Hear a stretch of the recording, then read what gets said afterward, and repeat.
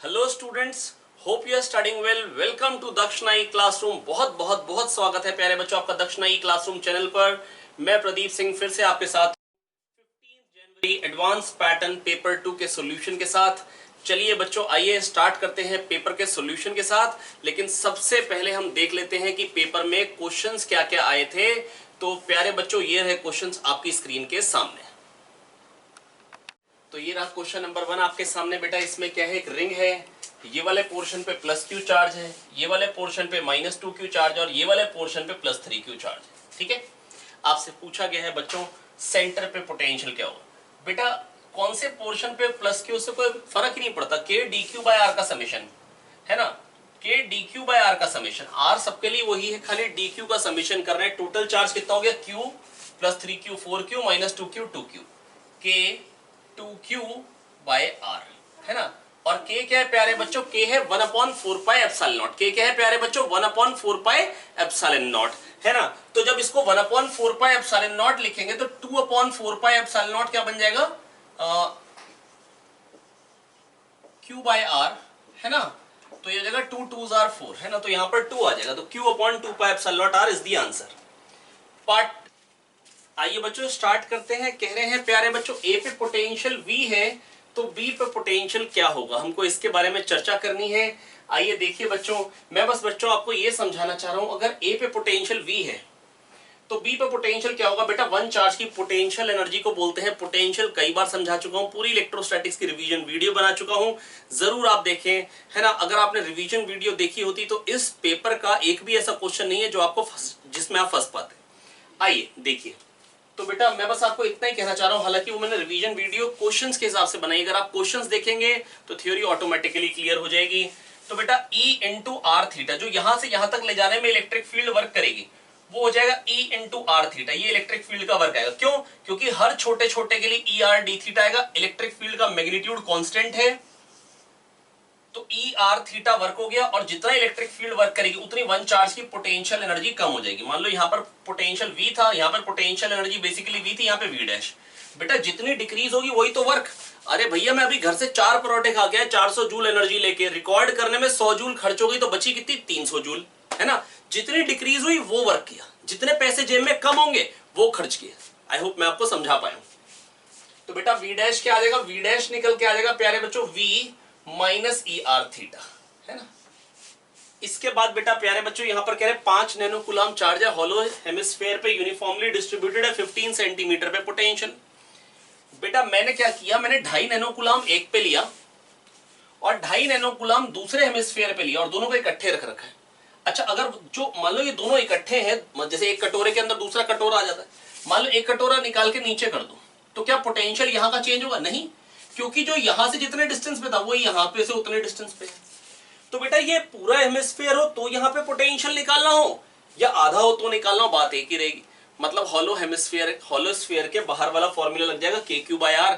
क्यों लग जाएगा बेटा?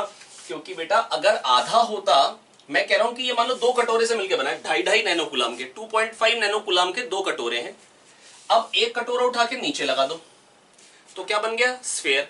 लेकिन क्या कंडीशन चेंज हुई? नहीं, जो DQ यहां था, जो यहाँ पे 2DQ था, कह दो DQ यहाँ पे DQ यहाँ पे, और डिस्टेंस तो बेटा दोनों से आपको समझ में आ ही रहा क्या है, x और x। यहां पर जो ट्वाइस ऑफ DQ था, अब DQ यहां आ गया, DQ यहां आ गया है ना। तो आई होप बेटा मैं आपको समझा पाया हूं। अब बेटा करेंगे क्या, सिंपल आपको बस मैं आपको ये कहना चाह रहा हूं कि अगर 2 कटोरे इकट्ठे हैं या एक कटोरा अगर नीचे कर लो तो डिस्टेंस चेंज नहीं होगा एंड हेंस पोटेंशियल चेंज नहीं होगा। तो आप सिंपल स्फीयर मान सकते हैं और K दैट इज 9 × 10⁹ Q क्या हो जाएगा बेटा 5 नैनो कूलम, 5 × 10⁻⁹ कट जाएगा बाय R 15 सेंटीमीटर, तो 15 × 10⁻²00 ऊपर चला जाएगा। 5 3s are 15, 3 3s are 9, 300 is the answer. I hope मैं आपको समझा पाया हूं। चलिए अगले क्वेश्चन पे चलते हैं प्यारे बच्चों। अगला क्वेश्चन क्या है, अगला क्वेश्चन है 2 डाइपोल्स हैं, एक ओरिजिन पे है बच्चों है ना, और एक है 1,0,2 पे। ठीक है, थोड़ा सा आपको मेरी बात फील करनी पड़ेगी, मैं आपको पक्का समझा दूंगा, पर अगर आप समझने की कोशिश करेंगे तो थोड़ा सा 3D व्यू यहां पर यूज करना है। ये x एक्सिस है, ये y एक्सिस है। देखते रहिए, समझते रहिए बेटा। यहाँ पर ओरिजिन पे है पी के कैप, मतलब आपकी तरफ को है, जेड एक्सेस बाहर को होती है। ऐसे बना दूं तो फील्ड नहीं आएगी यहाँ पे, और यहाँ पे फील्ड बतानी है। तो इसकी तो ये इक्वेटोरियल पोजीशन हो गई, और इक्वेटोरियल पोजीशन पे डाइपोल के जो फील्ड आती है, इसके कारण इधर, इसके कारण इधर, इधर को आती है प्यारे बच्चों, इधर को। आई होप मैं आपको समझा पाया हूं। फील्ड इधर को आएगी, फील्ड किधर को आएगी, डाइपोल मोमेंट से अपोजिट डायरेक्शन। तो अगर यहाँ पे इधर को है तो इसके कारण जो फील्ड आएगी वो अंदर को आएगी, ठीक है। और कितनी आएगी बेटा, इक्वेटोरियल पोजीशन में kp बाय आर क्यूब, तो kp बाय 1 क्यूब, क्योंकि 1 डिस्टेंस पे 1,0,0 पे बतानी थी।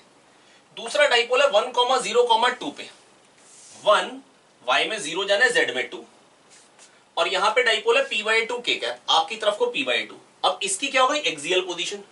एक्सियल पोजीशन में फील्ड किधर को होती है बेटा, डाइपोल मोमेंट के डायरेक्शन में, इधर को ही आएगी। इसके कारण जो ओरिजिन पे था उसके कारण नेगेटिव z डायरेक्शन में, और जो यहाँ पे इसके कारण पॉजिटिव z डायरेक्शन। तो kp जो आई है फील्ड, ये आई है माइनस के कैप में, और जो फील्ड आएगी p/2 के कारण वो आएगी प्लस के कैप में। kp/2 2kp bye are cube होती है, और r कितना हो गया बेटा 1,0,2, 2 क्यूब आएगा 8 आएगा, और ये प्लस के कैप में। अब बेटा इनको जोड़ दीजिए तो क्या मिल जाएगा, 1 माइनस 1/8, 7/8 आ जाएगा। कितना आ जाएगा, 7/8 है ना, और माइनस के कैप, तो 7/8 आएगा, और बेटा आएगा क्या, माइनस के कैप, है ना। आई होप मैं आपको समझा पाया, आप बड़े आराम से कर पाएंगे। तो 7 वाला ऑप्शन लेना है।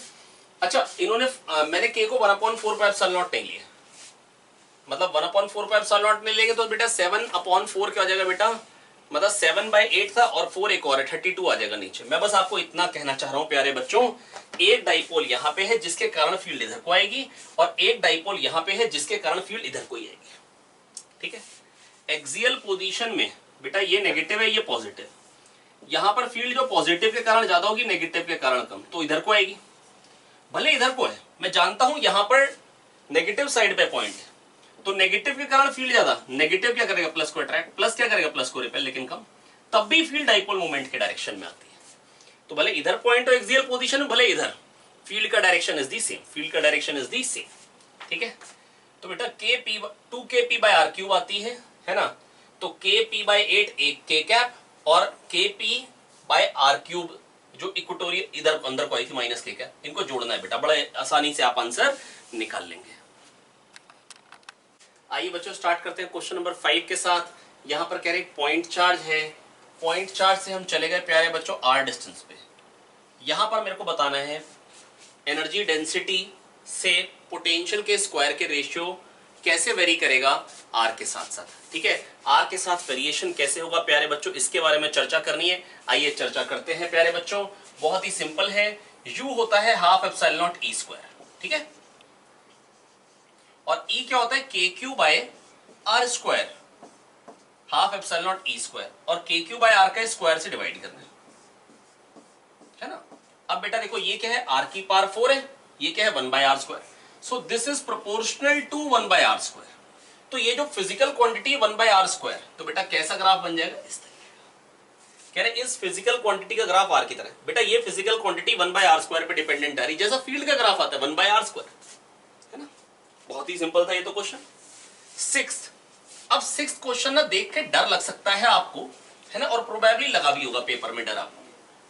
अब बेटा देखो ये जो क्वेश्चन है ना, ये सिंपल आईक्यू का क्वेश्चन है, इसमें कुछ भी ऐसा नहीं है जो आप ये कहें कि मतलब बहुत डिफिकल्ट है या कुछ, ये सिलेबस का भी है, ये एप्टीट्यूड का क्वेश्चन है सिंपल। मैं क्वेश्चन पढ़ के सुनाता हूं।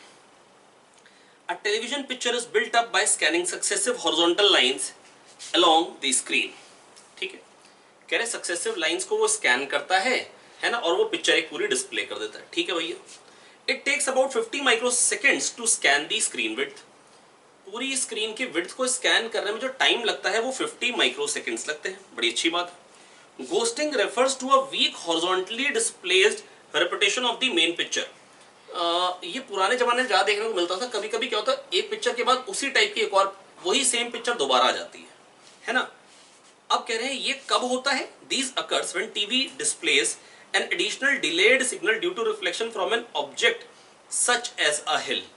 अब देखो क्या है कि बेटा एक ना मेरे पास ना मान लो सैटेलाइट से सिग्नल आता है, एक कहीं से रिफ्लेक्ट होके आ रहा है, एक कहीं से रिफ्लेक्ट होकर आ रहा है, एडिशनल पाथ ट्रेवल करके आ रहा है। If the ghost picture is displaced by 10% of the screen width, अब स्क्रीन विड्थ को, अब ये देखो ये क्या कहना चाह रहे हैं, if the ghost signal is displaced, जो दूसरी सेम इमेज आ रही है वो कुछ डिस्प्लेस्ड है, कुछ उसमें टाइम लैग है। कितना टाइम लैग है? एक पूरी स्क्रीन को उसको स्कैन करने में जो टाइम लगता है 50 microsecond, 10% of the screen width. अब इन्होंने उससे रिलेट किया कि 10% ऑफ द स्क्रीन विड्थ, बेटा 100% को स्कैन करने में 50 माइक्रोसेकंड, तो 10% के लिए क्या हो जाए 5 माइक्रोसेकंड। तो 5 माइक्रोसेकंड का डिले हो रहा है, मतलब 5 माइक्रोसेकंड में उसने कुछ एक्स्ट्रा ट्रेवल किया है, मतलब एक डायरेक्टली आया और एक 5 माइक्रोसेकंड बाद सिग्नल आया। पूरी स्क्रीन विड्थ को स्कैन करने में 50 माइक्रोसेकंड, 10 स्क्रीन विड्थ के कंपैरिजन का टाइम लैग आ रहा है, ऐसा कह रहे हैं।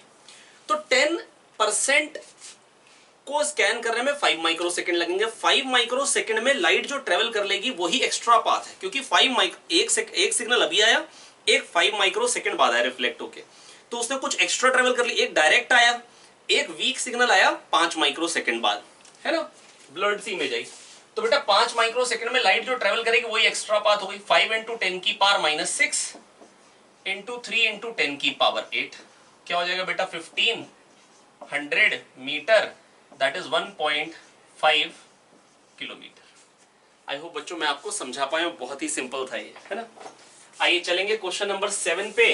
प्यारे बच्चों क्वेश्चन नंबर 7, इसमें क्या है बेटा, पैरेलैक्स। एक बार मैंने आपको क्लास में भी बताया था कि देखो अगर एक ऑब्जेक्ट है उसकी कुछ इन्वर्टेड इमेज बनेगी।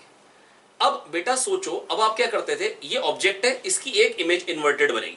जैसे चम्मच में आप अपने आप को देखोगे तो आप उल्टे दिखाई दोगे, है ना, प्रदीप सर देखेंगे तो उल्टे प्रदीप सर दिखाई देंगे, है ना। तो जैसे अब मान लो ये इमेज बन गई, तो फिर हम क्या करते थे, ऑप्टिकल बेंच पे पहले हम एक इमेज बनाते थे जो उल्टी बनती थी, जो हमको दिखती थी। अब हम बोलते थे इमेज पिन, एक को बोलते थे ऑब्जेक्ट पिन और दूसरी पिन होती थी इमेज पिन। अब वो इमेज पिन मतलब उसका मतलब क्या था कि जब वो उसके साथ कोइंसाइड कर जाए, फिर हम दोनों आंखों से ऐसे करते थे, ऐसे से करने पे हिल जाएगा। लेकिन बेटा जब दोनों एक ही साथ हो गए ऑब्जेक्ट और इमेज, फिर ऐसे से करोगे तो चिपका रहेगा, ऐसे देखोगे तो हिल जाएगा। तो इसको बोलते हैं पैरेलैक्स, है ना। एरर आ रही है ना, क्योंकि दैट इज इमेज पिन, और जो इमेज पिन है वो इमेज के साथ कोइंसाइड नहीं कर रही है। तो बेटा जब कोइंसाइड कर देगी तो पैरेलैक्स खत्म। अब ये कहना चाह रहे हैं ये जो पिन है इसकी इमेज कुछ ऊपर बनेगी, 4/3 रिफ्रैक्टिव इंडेक्स है पानी का, और कह रहे हैं इसकी इमेज बनेगी, और कह रहे हैं उसमें कोई पैरेलैक्स नहीं है, मतलब दोनों एक ही जगह पे। बेटा एक रिफ्लेक्शन से बन रही है कह रहे हैं इमेज, है ना, और एक रिफ्रैक्शन से बन रही है। रिफ्रैक्शन से जो बन रही है वो वही, वो जहां बन रही है तो वो रिफ्लेक्शन से भी वही बने। तो कह रहे हैं उसके लिए पिन 2 को वाटर सरफेस से कितना ऊपर रखें। इसकी इमेज कहां बनेगी, 20/μ पे, पास तो h/μ, दूर तो μh। बेटा मैं फिर कह रहा हूं अगर कोई भी चीज में डाउट हो तो मेरा एक बार मेरी रिवीजन वीडियो देखें। 20/4/3 क्या आ जाएगा, 15 ये आ जाएगा 5 × 3 15। तो 15 पे बन रही है इमेज, तो मेरे को 15 पे ही ऊपर रखनी पड़ेगी पिन 2। आई होप मैं आपको समझा पाया हूं बच्चों। क्वेश्चन नंबर 8, इसमें कह रहे हैं जो डेविएशन आ रहा है 30 डिग्री आ रहा है दो एंगल ऑफ इंसिडेंस के लिए, 15 और 60। तो I1 + I2 - A, 15 + 60 - A, ये हो गया डेविएशन विच इज 30। तो A कितना आ जाएगा प्यारे बच्चों, 75 - 30 45। I1 + I2 - A या I + E - A बेटा डेविएशन होता है। बहुत ही सिंपल बात थी, आई होप समझ में आ गई होगी। आइए बेटा देखिए, फोकल लेंथ बेटा 30 है, जब एयर में रखा है, म्यू 1.5 है लेंस का। पूछ रहे हैं कि बताइए कि जब ये कंडीशन आएगी, जब मैं ऐसे रख दूं कि नीचे वाला जो मीडियम हो उसका 2.5 हो, रिफ्रैक्टिव इंडेक्स ऊपर वाले का 1.2, तो बेटा यहां से अगर पैरेलल रेज आएंगी तो जो इमेज दो बनेंगी उनके बीच का डिस्टेंस कितना होगा। प्यारे बच्चों मैं बस आपको इतना ही कहना चाह रहा हूं, जब म्यू 1.5 होता है, लेंस एयर में होता है, अगर दोनों तरफ रेडियस ऑफ कर्वेचर r हो तो focal length radius of curvature के बराबर होती है। मैंने आपको बोला था ये आप याद रखेंगे तो फायदा रहेगा, नहीं तो अब जैसे ऐसे क्वेश्चन में आप क्या करेंगे, ये बेटा सबसे ज्यादा यूज होने वाली बात होती है। मैं आपको याद दिलाता हूं, 1/f होता है म्यू - 1, 1.5 - 1.5, 1/r1, r1 क्या हो जाएगा, इसके सेंटर ऑफ कर्वेचर इसी के डायरेक्शन में है, प्लस r आएगा, -1/r2 जो कि नेगेटिव डायरेक्शन में आ रहा है, -r आएगा, सेंटर ऑफ कर्वेचर का डिस्टेंस -r, तो ये क्या बन जाएगा, 2/r, 2 × 0.5 क्या हो जाएगा 1, तो ये 1/r, that is focal length equal to radius of curvature. That is मेरे को यहां पर ये मालूम चल गया कि जो रेडियस ऑफ कर्वेचर होगा वो 30 ही होगा इस लेंस का। और जब ये बात पता लग गई उसके बाद बेटा कह रहे हैं 2 इमेज की पोजीशन। अब बेटा अगर लेंस को अगर आप उससे ज्यादा रिफ्रैक्टिव इंडेक्स वाले मटेरियल में अगर आप रख दोगे, है ना, तो बेटा फिर क्या होगा, फिर वो जो कन्वर्जिंग लेंस है वो डाइवर्जिंग बन जाएगा, कॉन्वेक्स वाला डाइवर्जिंग बन जाएगा। क्यों? क्योंकि बेटा ये जो प्रिज्म है ना, इसका काम क्या है बेटा, रे को ना नॉर्मल की तरफ बेंड करना, तो ये नीचे को बेंड करेगा बेस की तरफ। पर अगर ये रेयर मीडियम हो जाए तो ये बेस से अवे कर देगा। दैट इज ये जो है बेटा, अभी ये 1.5 वाला है, ये डेंसर है, तो ये बेस की तरफ बेंड करेगा। लेकिन अब ये बेटा डेंसर हो गया या रेयर हो गया, तो ये बेस से अवे करेगा। तो इसकी इमेज इधर बनेगी और इसकी इमेज इधर। तो दोनों की फोकल लेंथ के मैग्नीट्यूड का एडिशन करना है, ठीक है। अब बेटा मेरी बात सुनेंगे ध्यान से, मैं बस आपको ये कहना चाह रहा हूं 1/f is equals to mu l upon mu s. ऊपर वाले के लिए कर रहा हूं, फोकल लेंथ निकाल रहा हूं, 1.5 upon 1.2 minus 1, 1/r1 minus 1/r2 आ जाएगा 2/r which is r is 30। और दूसरे वाले के लिए बेटा 1/f2, मैं जानता हूं ये नेगेटिव आएगा, 1.5 अपॉन 2.5 माइनस 1 और फिर 2/30। और आपको बेटा करना क्या है, f1 प्लस मॉड f2 निकालना है ना। आई होप ये आप कर पाएंगे, बहुत ही सिंपल है। चलिए क्वेश्चन नंबर 10 पे चलते हैं, बहुत ही सिंपल क्वेश्चन है क्वेश्चन नंबर 10। ये रहा क्वेश्चन, कह रहे हैं कि एक छोटा स्फीयर है r1 रेडियस का जिसका पोटेंशियल है बेटा v, है ना। इसको हमने कनेक्ट कर दिया बेटा बड़े स्फीयर से जो अनचार्ज था। तो कह रहे हैं बताइए अब बड़े स्फीयर का पोटेंशियल क्या हो जाएगा। सारा का सारा चार्ज जो भी इस पे था बेटा वो इस पे भाग जाएगा बड़े स्फीयर पे। v की वैल्यू थी बेसिकली kq/r1, ठीक है, v की वैल्यू थी kq/r1। अब जब सारा का सारा चार्ज ऊपर वाले पे भाग गया तो उसका पोटेंशियल मान लो v डैश हो जाएगा, वो क्या हो जाएगा kq/r2। kq की वैल्यू क्या है vr1, तो vr1/r2। बेटा जब इसका पोटेंशियल था kq/r1, जब इसको कनेक्ट कर देंगे बेटा, अगर ये पूरा एक कंडक्टर बन गया जिसकी कैविटी में कोई चार्ज नहीं, तो सारा का सारा चार्ज कहा जाता है आउटर सरफेस पे। जब कंडक्टर की कैविटी में चार्ज होता है तभी कैविटी के सरफेस पे चार्ज होता है। और कैविटी में अगर कोई चार्ज नहीं है, ये दो कैविटी है, यहां पर भी चार्ज नहीं और यहां पर भी, तो सारा का सारा चार्ज कहाँ आएगा आउटर सरफेस पे, kq/r2 हो जाएगा। पोटेंशियल सिंपल हॉलो स्फीयर है, r2 रेडियस पे सारा का सारा चार्ज है q, kq/r2। kq की वैल्यू क्या है vr1, तो vr1/r2। आई होप मैं आपको समझा पाया। आइए देखिए प्यारे बच्चों, देखते हैं क्वेश्चन नंबर 11, 12। बेटा ये एक कॉम्प्रिहेंशन है जहां पे एनर्जी लेवल डायग्राम दिखा रखा है 1 2 3 4। एक में 2 से 1 पे आ रहा है, एक में 4 से 2 पे आ रहा है, एक में 3 से 4 पे जा रहा है। आइए पहला question, in which transition is a बामर series photon absorbed. Absorb किसमें हुआ बामर सीरीज फोटोन, मतलब 2 पे आना तो बामर सीरीज का फोटोन निकलना। और बेटा जब 2 पे आता तो उसको हम बोलते हैं बामर सीरीज, जब 2 से जाएगा कहीं पे तो हम बोलेंगे बामर सीरीज फोटोन इज एब्जॉर्ब्ड। तो 6th which is an option D। कह रहे wavelength of radiation involved in transition 2। Second में ये जो बेटा वेवलेंथ है कितनी होगी बेटा, ये मैं जानता हूं कि हाइड्रोजन में बामर सीरीज होती है विजिबल लाइट में, तो बेटा 400 से 700 नैनोमीटर के बीच में आंसर आएगा। 2 है, एक ही होता तो मैं डायरेक्टली टिक कर देता। चलिए आइए अब कर लेते हैं सॉल्व। तो बेटा 2 तरीके हैं। आइए पहला 1/λ = r 1.097 इंटू 10 की पावर 7, 1.1 ले लेता हूं इंटू 10 की पावर 7, क्योंकि ऑप्शंस बहुत दूर दूर के हैं। 1/2² माइनस 1/4²। अब इसमें से क्या होगा, 1/4 कॉमन आ जाएगा, 1.1 इंटू 10 की पावर 7, आई एम सॉरी क्या कर रहे भाई, है ना 4, और ये कहते हैं 1 माइनस 1/4 3/4। तो प्यारे बच्चों ये लैम्डा कितना निकल के आ जाएगा, लैम्डा आ गया प्यारे बच्चों यहाँ पे 16/3.3 इंटू 10 की पावर -7, है ना, इंटू 10 की पावर 9 कर दीजिए ताकि क्या बन जाएगा नैनोमीटर, है ना। अब ये क्या बन जाएगा बेटा 3.3 और ये 16, बेटा ये 3.3 इंटू 5 तो इससे ऊपर निकल जाएगा, 3 5 15.35 ये 16.5 हो जाएगा, 3.3 इंटू 5 तो 4 पॉइंट समथिंग में आंसर है, इंटू 100 तो 400 की लाइन में आंसर आएगा प्यारे बच्चों।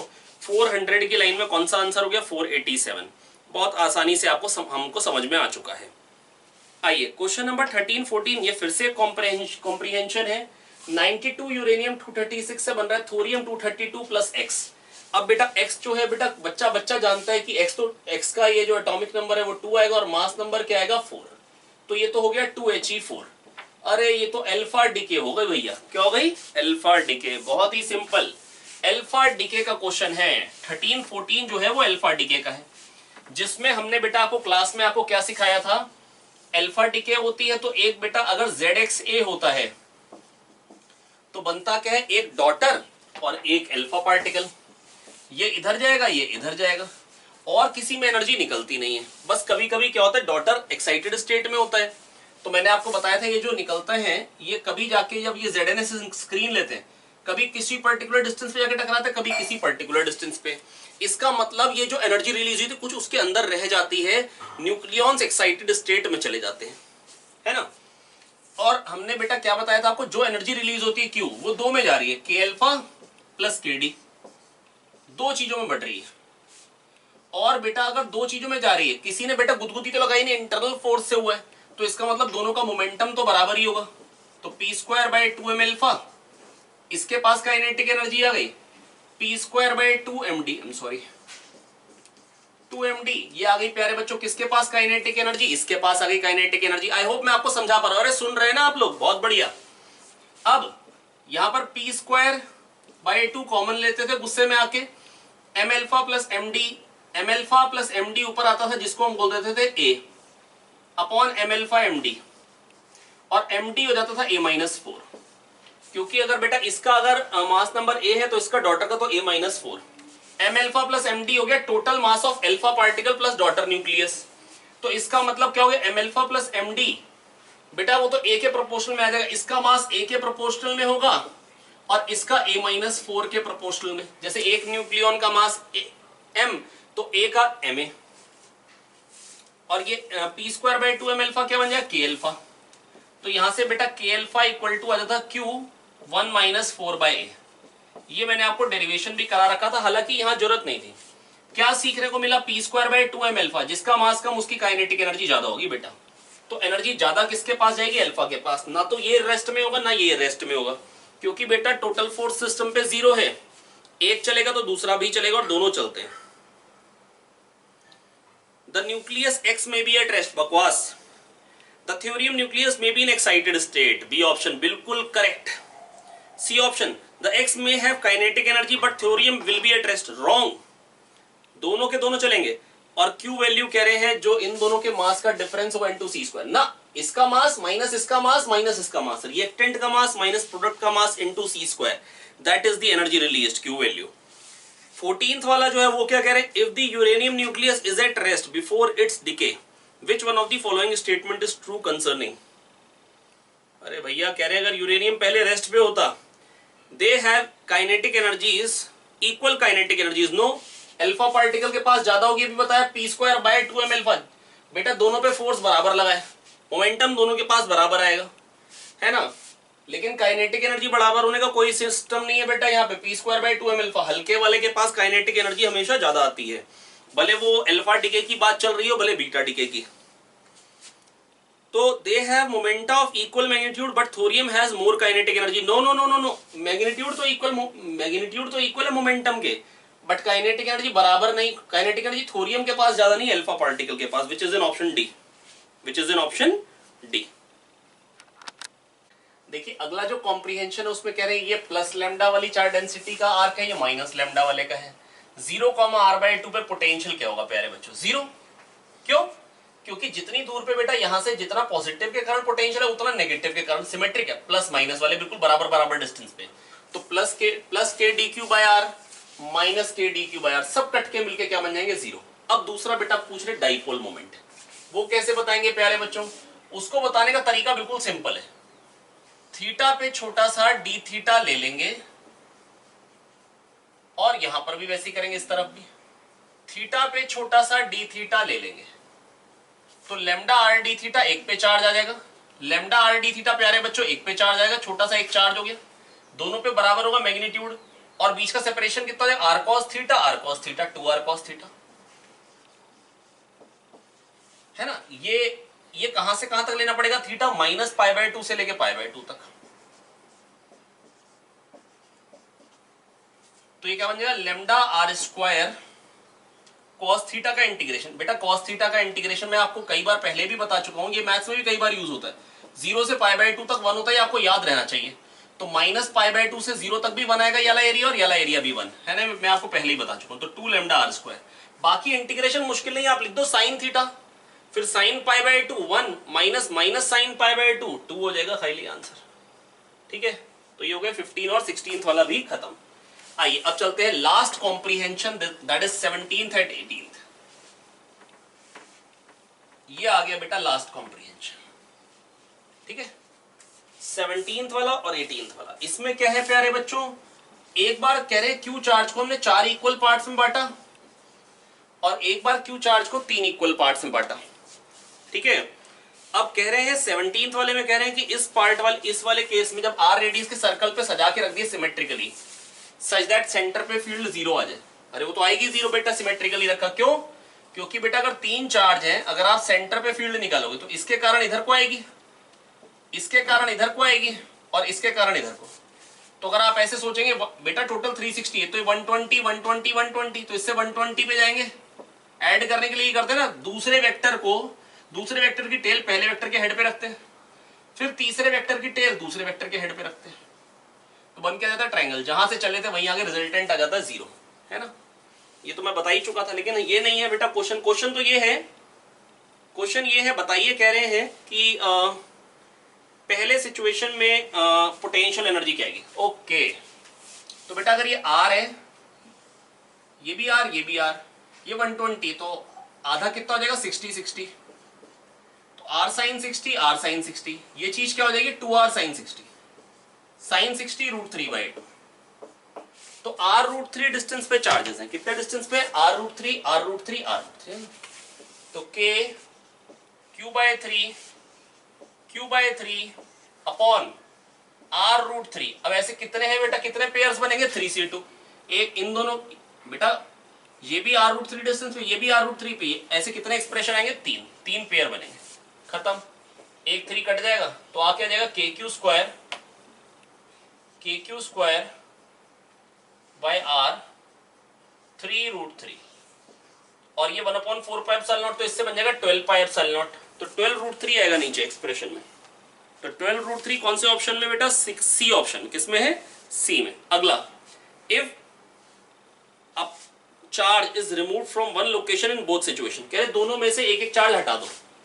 मान लो इसमें से ये हटा दी, इसमें से ये, कह रहे टोटल फील्ड क्या हो जाएगी बेटा, इन दोनों की तो कैंसिल हो जाएगी, जो इसकी आएगी वही टोटल फील्ड हो जाएगी। तो सिचुएशन 1 में क्या हो जाएगी बेटा, पहले तीनों मिलकर 0 हो रहे थे, अभी समझाया आपको।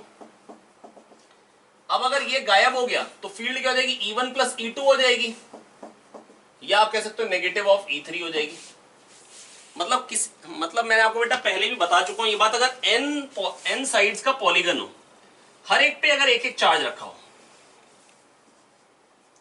बेटा, बेसिकली ना ये क्लास 11th में ही ये चीज समझा दी जाती है। मैं आपको याद दिला देता हूं, लास्ट क्वेश्चन है, सब्र से बैठे रहिए, खाली क्वेश्चन को खत्म नहीं करना चाहता हूं, सिखा देना चाहता हूं।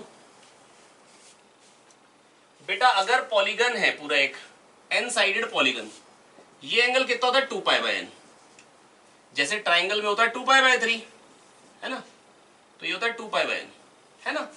और अगर ऐसे n अगर बन जाए 2π/n घूमते घूमते, तो बेटा टोटल क्या हो जाता है, सम 0, क्या हो जाता है टोटल 0। अब पॉलीगन की अगर n साइड्स पे अगर चार्ज पड़े तो सेंटर से लाइन ज्वाइनिंग का मतलब ये जो एंगल आएगा दो वर्टिसेस के बीच का जो एंगल सबटेंड क्या करेगा 2π/n, क्योंकि टोटल 2π है, n साइड सबटेंड कर रही है 2π एंगल, तो एक साइड 2π/n, तो हर एक की फील्ड 2π/n एंगल से डिस्प्लेस्ड है। तो इनको अगर जोड़ेंगे तो एक की फील्ड आएगी, फिर 2π/n पे दूसरे की फील्ड, फिर उससे 2π/n पे तीसरे की फील्ड, तो आप देखेंगे पॉलीगन बनता जा रहा है।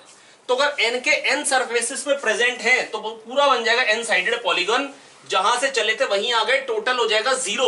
और अगर एक गायब है तो ये यहां तक बनेगा, ऐसे चल चल के मतलब फाइनली, शायद मैं आपको समझा पा रहा हूं, मतलब खूब सारे हैं, सब पे 2π/n एंगल पे दूसरी फील्ड।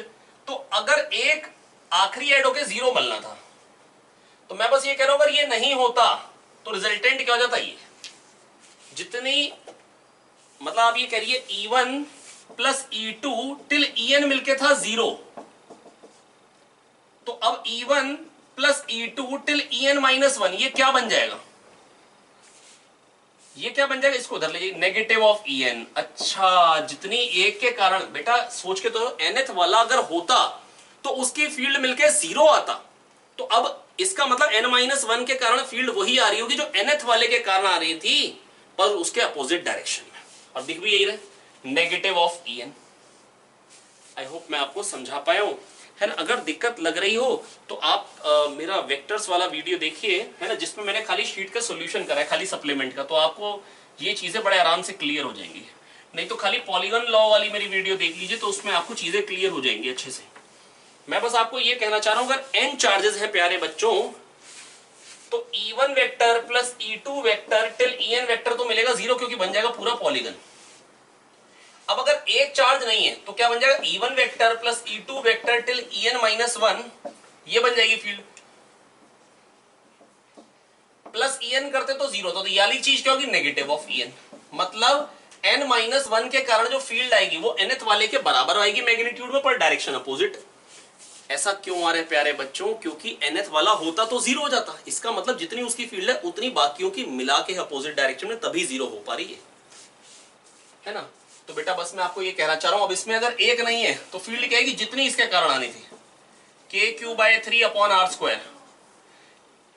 जब एक नहीं है तो फील्ड क्या आएगी, जितनी एक के कारण आनी थी उसी के कारण, KQ/4/r²। तो ये क्या बन जाएगा प्यारे बच्चों, 4/3, विच is in option D. I hope बच्चों मैं आपको समझा पाया हूं, है ना। अगर कोई भी क्वेश्चन समझ में ना आए, आप दोबारा आप कमेंट कर सकते हैं, आप मेरे को बता सकते हैं पर्सनली, मैं आपको डेफिनेटली रिस्पॉन्ड करूंगा और आपका डाउट दूर करने की कोशिश करूंगा। आप लोग बढ़िया करके बेटा मेहनत करते हैं, बस कोई भी चीज समझ में ना आए तो रिवाइंड करें, दोबारा देखें। क्लास में तो आप फिर भी कभी कभी घबरा जाते हैं कि बाकी बच्चे क्या सोचेंगे यार नहीं आया तो। अब तो बेटा आप बड़े आराम से रिवाइंड करके देख सकते हैं, कोई बहाना नहीं है बेटा, आप आराम से बैठे हैं, आप जब तक चाहेंगे तब तक आप मेरे को उसी जगह रोक सकते हैं। आइए बच्चों, अब आखिरी में ऐसा करते हैं, कुछ क्वेश्चंस कर लेते हैं जो कि केवल और केवल मेंस के पॉइंट ऑफ व्यू से बेनिफिशियल होंगे। तो ऐसा करते हैं, स्टार्ट करते हैं कुछ क्वेश्चंस के साथ, ये डेफिनेटली बहुत बेनिफिशियल होंगे। आप बहुत ध्यान से देखिए, कुछ एक कॉन्सेप्ट्स आपके रिवाइज हो जाएंगे, और मैं रिक्वेस्ट करूंगा कि आप लोग रिवीजन वीडियोस देख लीजिए मेरी, ताकि आपको ये टॉपिक की क्लैरिटी बहुत अच्छे से आ जाए। थैंक यू बच्चे लोग। आइए स्टार्ट करते हैं कुछ क्वेश्चंस के साथ, जिसमें कह रहे हैं दो आइडेंटिकल स्फीयर्स पे चार्ज है, जिसको हमने एक थ्रेड से बांध रखा है और डिस्टेंस बहुत कम है इन कंपैरिजन टू ये लेंथ। अब बेटा बस मैं आपको ये कहना चाह रहा हूं, पूछ रहे हैं कि चार्ज लगातार लीक कर रहा है, तो जब चार्ज लीक कर रहा है तो रिपल्शन वाला फोर्स कम हो रहा है, जिसके कारण ये नजदीक आ रहा है, तो वेलोसिटी x के किस पे डिपेंड करे, x की कौन सी पावर पे डिपेंड करेगी। तो बच्चों मैं बस आपको इतना ही कहना चाह रहा हूँ, KQ²/x², इस पे फोर्स इधर को है, mg इधर को, जितना जिधर को, अब ये जो इन दोनों का जो रिजल्टेंट आएगा उससे अपोजिट डायरेक्शन में ही टेंशन होगी, तो tan थीटा क्या हो जाएगा, KQ²/x²/mg। तो tan थीटा मैंने लिख रखा है KQ²/x²/mg। अब tan थीटा कह लो या sin थीटा कह लो, sin थीटा क्या होगा, x/2/l, क्योंकि थीटा छोटा है ऐसा क्वेश्चन में कह रखा है। तो बेटा इसका मतलब क्या हो जाएगा, tan थीटा कह लो या sin थीटा कह लो, एक ही बात है। तो ये आ गया x/2l, है ना, और ये यहां से निकल जाएगा Q²∝ Q² proportional to x3। tan theta को sin थीटा कह दिया x/2/l, क्योंकि ये x है तो ये x/2, तो Q² प्रोपोर्शनल टू x3, है ना। समझदारी तो होगी, Q प्रोपोर्शनल टू x की पावर 3/2 ले आओ तो सबसे अच्छा है ना। और अगर ऐसे करोगे तो आप थोड़ा सा मतलब आपको दिमाग ज्यादा लगाना पड़ जाएगा। अब dq/dt हो जाएगा करंट, और ये क्या बन जाएगा, C 3/2 √x, और फिर dx/dt प्यारे बच्चों क्या देगा, वेलोसिटी। तो यहां से वेलोसिटी क्या आ रही बेटा, इनवर्सली प्रोपोर्शनल टू √x। पर अगर आपने इसी को ही मैनिपुलेट करना स्टार्ट किया, इसी को ही आगे कंटिन्यू कर लिया, Q² प्रोपोर्शनल टू x3, तो आपको डायरेक्टली आंसर दिखाई नहीं देगा, फिर आप फंस जाएंगे। 2q dq/dt आ जाएगा I, है ना, 3x² dx/dt आ गया वेलोसिटी। अब बेटा मैं बस आपको ये कहना चाह रहा हूं, यहां पर परेशानी पता क्या आ रही है, परेशानी कुछ नहीं आ रही है, ये जो चार्ज है, बाद में आप चार्ज को प्रोपोर्शनल टू x की पावर 3/2 यहां पे पुट करेंगे, तो बेटा ये जो q है ये x की पावर 3/2/x², तो यहां पर भी आपको वेलोसिटी 1/√x मिलेगी। और अगर ये दोनों के दोनों v से अप्रोच कर रहे हैं, है ना, दोनों की वेलोसिटी अगर v है ना, तो dx by dt जो घटने का रेट हो जाएगा वो 2v हो जाएगा, पर मेरे को उससे मतलब नहीं है कि dx by dt को मैं 2v लिखूं या v लिखूं। अगर अप्रोच वेलोसिटी गिवन है v तो इसका मतलब है dx by dt v, अगर दोनों की वेलोसिटी v है तो dx by dt क्या निकल के आएगा 2v। आई होप मैं आपको समझा पाया हूं, काफी सिंपल बात है बेटा। बस मैं आपको इतना कहना चाह रहा हूं कि बेटर ये रहेगा आप q प्रोपोर्शनल टू x की पावर 3/2 पे ले आओ, उससे आपको वेलोसिटी और x में रिलेशन बहुत आराम से मिल जाएगा, है ना। चलिए आइए चलते हैं 15th क्वेश्चन पे। और 15th क्वेश्चन फिर से वही क्वेश्चन आ गया, क्वेश्चन नंबर 7। जैसा कि मैंने आपको बताया था बेटा क्वेश्चन बहुत सारे रिपीट होंगे, तो देखिए यहाँ पर फिर से एक रिपीटेशन आ चुका है। ये क्वेश्चन नंबर 7 जो था उसमें मेरे से क्या कहा था, दो प्लेट्स हैं, पैरेलल प्लेट कैपेसिटर की दो प्लेट्स हैं, उनके बीच में फोर्स जो आएगा वो डिस्टेंस की कौन सी पावर पे डिपेंड करेगा, क्या डिस्टेंस बढ़ाने पे बढ़ेगा या घटेगा। तो हमारा आंसर क्या था बेटा, मैं आपको याद दिला देता हूं। इस पे चार्ज था Q, इस पे माइनस Q, तो Q अपॉन A होता है sigma, sigma by 2 epsilon not field, इसकी फील्ड इनटू इसका चार्ज लेते हैं। बस गलती ये हो जाती है ज्यादातर, हम टोटल फील्ड इनटू चार्ज कर देते हैं। मैंने आपको बताया बेटा जब k q1 q2 by r square force बोलते तो k q1 by r square इसकी फील्ड है इसकी पोजीशन पे इनटू दूसरे का चार्ज, है ना बेटा। खुद की फील्ड खुद पे थोड़ी ना फोर्स लगाएगी, और वो लगाएगी तो वो इंटरनल है, उसका सम तो जीरो होगा ही होगा, उसका सम तो जीरो होगा ही होगा, तो खुद की फील्ड नहीं लेनी है। तो बेटा ये वाली प्लेट की फील्ड इनटू इसका चार्ज, है ना। तो बेटा ये आया था q square bye 2a epsilon not, है ना, दो which is independent of d, है ना। हमने क्या किया, d से मल्टीप्लाई डिवाइड किया। किसी ने कहा क्यों, हमने कहा मजा आएगा इसलिए कर दिया। अब a epsilon not by d प्यारे बच्चों क्या बन जाएगा, c, है ना। तो ये क्या बन जाएगा, half q square by c, half q square by c energy हो गई upon d, that is e by d, that is e by d, energy upon d। और देखो ऐसा ही तो आना चाहिए था, क्यों, क्योंकि सोचो इलेक्ट्रिक फील्ड जहां पे होती है वहीं पे एनर्जी होती है। अब सोचो अगर प्लेट्स के बीच का सेपरेशन जीरो होता तो एनर्जी क्या होती, जीरो होती, तो एनर्जी क्या होती, जीरो होती। मैं कह रहा हूं मान लो टेंस टू जीरो, तो एनर्जी क्या होती, मतलब टेंस टू जीरो या जीरो ही मान लो। अब मैं अगर फोर्स अगर इनके बीच में अट्रैक्शन का F है तो मेरे को सेपरेट करने के लिए F लगाना पड़ेगा। अब मैं F लगा के उसको अगर d डिस्टेंस से सेपरेट करता हूं तो मैंने वर्क क्या किया, F इंटू डी, ये मैंने वर्क किया। तो यही तो पोटेंशियल एनर्जी होगी, यही तो एक्सटर्नल एजेंट ने वर्क की, और जो एक्सटर्नल एजेंट ने वर्क किया जितना इलेक्ट्रोस्टैटिक फोर्स था उतना ही मैं लगा रहा हूं अपोजिट डायरेक्शन में, तो काइनेटिक एनर्जी तो बढ़ने की नहीं। तो इसका मतलब, और एक्सटर्नल एजेंट वर्क कर रहा है, तो एक्सटर्नल एजेंट जब भी वर्क करेगा तो एक्सटर्नल एजेंट का work done is equal to change in total energy, is equal to change in total energy. Kinetic energy में चेंज आया नहीं है, थर्मल एनर्जी बढ़ नहीं सकती, यहां पर जनरेट हो नहीं सकती क्योंकि कोई नॉन कंजर्वेटिव फोर्स नहीं है। तो इसका मतलब जो भी मैंने वर्क किया उससे पोटेंशियल एनर्जी बढ़ गई, जीरो से यू हो गई, तो F इंटू डी यू के बराबर आ रहा है। यहां से भी आपको ये दिख सकता है F is equal to energy of the capacitor upon d, है ना। हालांकि ये मैंने थोड़ा सा आपको ज्यादा ही इलेबरेट कर दिया है, अगर आपको उसको समझ में आ जाए तो बड़ी अच्छी बात है, नहीं तो इसको रिवाइंड करिए और दोबारा देखिए वीडियो को, आपको पक्का क्लियर हो जाएगा। पहले separation tends to zero, energy tends to zero, force between the plates D है, F है, तो मैंने भी F फोर्स लगाया, हल्के हल्के हल्के हल्के खींचा, F इंटू डी वर्क किया, और उससे क्या हुआ, इलेक्ट्रिक फील्ड कुछ रीजन में आ गई, दैट इज एनर्जी आ गई। इलेक्ट्रिक फील्ड जहां वहीं पे एनर्जी, है ना। तो F इंटू डी मैंने वर्क किया और वही हो जाएगी energy of the capacitor.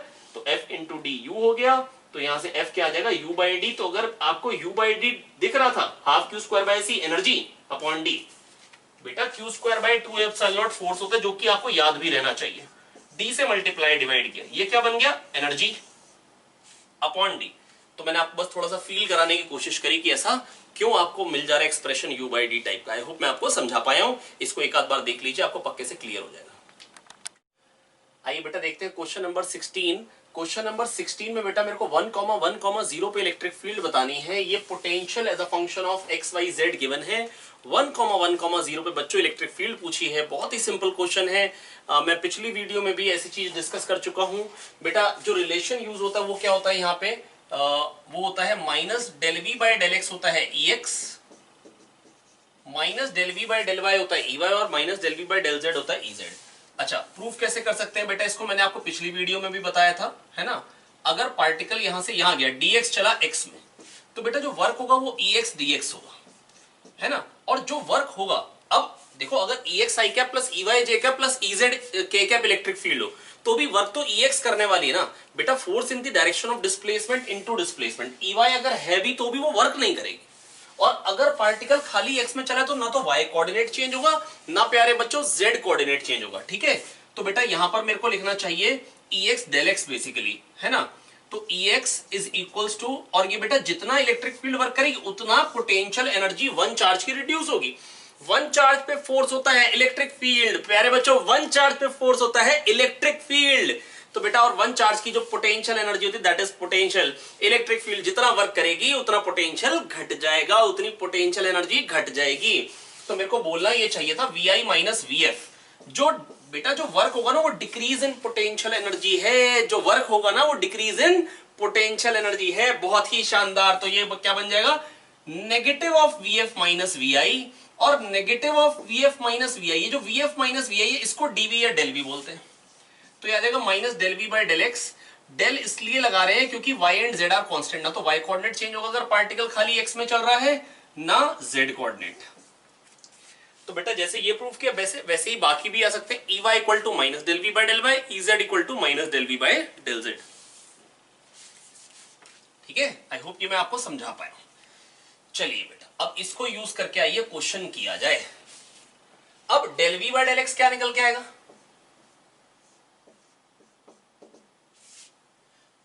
Del V by del x आएगा 6y, y का डिफरेंशियल क्या हो जाएगा del by del x, y and z are constant, ये क्या हो जाएगा 0। तो minus del V by del x electric field है ना, इसका नेगेटिव, तो माइनस 6y। अच्छा del V by del y क्या आएगा, अब आ जाएगा 6x, क्योंकि y का डिफरेंशियल 1 हो जाएगा, माइनस 1 प्लस 2z। पर ये तो Ey क्या होगा minus del V by del y, इसका नेगेटिव, तो 1 माइनस 6x माइनस 2z। ठीक है, अब ऐसे ही Ez क्या आएगा प्यारे बच्चों, Ez आएगा, डायरेक्टली लिख देता हूं, minus del V by del z। ये तो z इसमें है ही नहीं तो ये तो कांस्टेंट हो गए, 0 हो गया डिफरेंशियल इसका, और डेल बाय डेल z आएगा 2y, minus del V by del z हो जाएगा माइनस 2y। अब 1,1,0 पे z कोऑर्डिनेट तो 0 है, तो बेटा अगर y कोऑर्डिनेट 1 है तो माइनस 6i कैप, ये इलेक्ट्रिक फील्ड हुई x में, और z में क्या होगी बेटा y1 है तो ये क्या हो जाएगी माइनस 2k कैप, और Ey बेटा क्या आएगा x1 है और z 0 है, x1 है z 0 है, तो क्या हो जाएगी बेटा 1 minus 6 that is minus 5j cap, है ना। आइए देखते हैं क्वेश्चन नंबर 22। इसमें क्या कह रहे हैं प्यारे बच्चों, इसमें कह रहे हैं कि पहले ना y डिस्टेंस पे ये बॉल्स हैं, हमने y/2 पे फिर फाइनली बॉल्स रख दी है, मतलब y/2 पे है इस कंडीशन, मतलब कहीं पे आके गांठी मार दिया, समझ ली, नॉट मार दी। ठीक है, तो पूछ रहे हैं कि पहले अगर डिस्टेंस r था बाद में r' हो गया तो r' क्या होगा। बेटा मैं बस आपको इतना ही कहना चाहता हूं, अभी थोड़ी देर पहले भी एक ऐसा क्वेश्चन करवाया है आपको इसी वीडियो में, जहां पर मैंने आपको ये बताया था, एक तो इलेक्ट्रोस्टैटिक फोर्स आएगा, दोनों पे चार्ज q है, अब mg नीचे को आएगा, जिधर को नेट फोर्स आएगा इलेक्ट्रिक फील्ड बिल्कुल मतलब टेंशन बिल्कुल अपोजिट डायरेक्शन में होगी, दैट इज जो tan थीटा आएगा ना बेटा, वो क्या आ जाएगा बेटा electrostatic force upon mg। tan theta आ जाएगा बेटा electrostatic force Fe by mg। I hope मैं आपको समझा पा रहा हूं, क्योंकि उसी जो इन दोनों का नेट रिजल्टेंट आएगा टेंशन अपोजिट डायरेक्शन में होगी ना यार, तभी तो नेट फोर्स 0 बनेगा। बिल्कुल सही, शानदार, बहुत बढ़िया, समझ में आ रहा है ना यार। तो tan थीटा क्या हो जाएगा r/2 upon y, r/2y is equal to kq square by r square, kq square by r square upon mg। यहां से क्या निकल के आ रहा है, r cube proportional to y, या r proportional to cube root of y। तो बेटा अगर y को आपने हाफ कर दिया, बेटा बाकी सब कांस्टेंट है, y वेरिएबल है, r वेरिएबल है, मास वही है, चार्ज वही है, k वही है, सब वही है, g वही है, खाली वेरिएबल क्या है r और y, r cube proportional to y, r cube proportional to y, r proportional to cube root y। y को अगर हाफ करूंगा तो r क्या हो जाएगा, अगर पहले अगर r थी वैल्यू, अगर y को हाफ करूंगा तो बेटा 1 अपॉन क्यूब रूट 2 टाइम्स हो जाएगी, तो r' जो आएगा वो r अपॉन क्यूब रूट 2 आएगा। r' क्या आएगा प्यारे बच्चों, r अपॉन क्यूब रूट 2। अगला क्वेश्चन, इस पे माइनस 10 की पावर माइनस 2 चार्ज है, इस पे 5 इंटू 10 की पावर माइनस 2 चार्ज है। तो बेटा अगर मेरे से पूछेंगे, कह रहे हैं कि इनको मैंने कनेक्ट कर दिया वायर से, अब पूछ रहे कितना कितना चार्ज हो जाएगा। भैया टोटल कितना था, 4 इंटू 10 की पावर माइनस 2, 5 इंटू 10 की पावर -2 माइनस 10 की पावर -2, 4 इंटू 10 की पावर -2 ये टोटल चार्ज था। इसका रेडियस ये है, इसका रेडियस ये है ना, 1 और शायद 3 सेंटीमीटर था I believe. Question number 29, question number 29 जो रेडियस था हाँ वो 3 सेंटीमीटर था, गलत लिखा हुआ है, ठीक है। जो रेडियस है वो 3 सेंटीमीटर है। प्यारे बच्चों मेरे से कह रहे हैं बताइए कि क्या क्या चार्ज हो जाएगा। बेटा मैं बस आपको इतना ही कहना चाहूंगा KQ1/R1, क्योंकि कोई करंट नहीं होगा तो इसका मतलब KQ1/R1 इक्वल टू KQ2/R2। आप देखिए पहले वाला क्वेश्चन करो फिर से काम में आ रहा है, ये चीज पहले भी बता चुका हूं। तो Q1/Q2 क्या निकल के आएगा यहां से, Q1/Q2 is equals to R1/R2। Total 4 into 10 की पावर -2 चार्ज है, ये टोटल चार्ज है, Q टोटल। और Q1/Q2 क्या हो गया बेटा 1:3, क्योंकि एक का रेडियस 1 है और एक का 3। तो बेटा अगर 4 को बांटना है 1:3 में तो एक पे 1 आएगा और एक पे 3, तो इस पे आएगा 1 इंटू 10 की पावर -2 और इस पे क्या आएगा प्यारे बच्चों 3 इंटू 10 की पावर -2। इस पे 1 इंटू 10 की पावर -2, क्योंकि 1:3 में बेटा चार्ज बांटने। टोटल कितना है 4, तो एक पे 1 आएगा एक पे 3, खत्म मक्खन। बोलो आया। इस पे चार्ज पूछा था बड़े वाले पे कितना होगा, तो 3 इंटू 10 की पावर -2 कूलम, 3 इंटू 10 की पावर -2 कूलम। आई होप समझ में आ गया। 37वां क्वेश्चन मेरे को बता रहा है कि कह रहे दो मेटल प्लेट्स है जिसपे +Q -Q चार्ज है, जिसको फिर हमने चार्ज करने के बाद उसको केरोसिन में डिप कर दिया। तो पूछ रहे हैं कि बताइए इलेक्ट्रिक फील्ड पे क्या फर्क पड़ेगा। बच्चों मैं बस आपको इतना ही कहना चाह रहा हूं, बहुत सिंपल बात बता रहा हूं कि इलेक्ट्रिक फील्ड पे क्या फर्क पड़ेगा। बेटा पहले सिग्मा बाय एप्सिलॉन नॉट थी, तो अब क्या हो जाएगी सिग्मा बाय के एप्सिलॉन नॉट, सिग्मा बाय के एप्सिलॉन नॉट।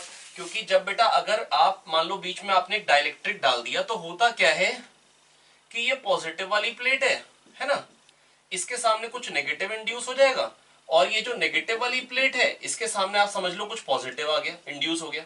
तो बेटा जो फील्ड थी ना सिग्मा बाय एप्सिलॉन नॉट इसके कारण थी, प्लस माइनस चार्ज के कारण, लेकिन सिग्मा डैश मान लो इंड्यूस हो गया, माइनस सिग्मा डैश और प्लस सिग्मा डैश, तो इसके कारण भी फील्ड आ जाएगी sigma dash by epsilon not opposite direction में।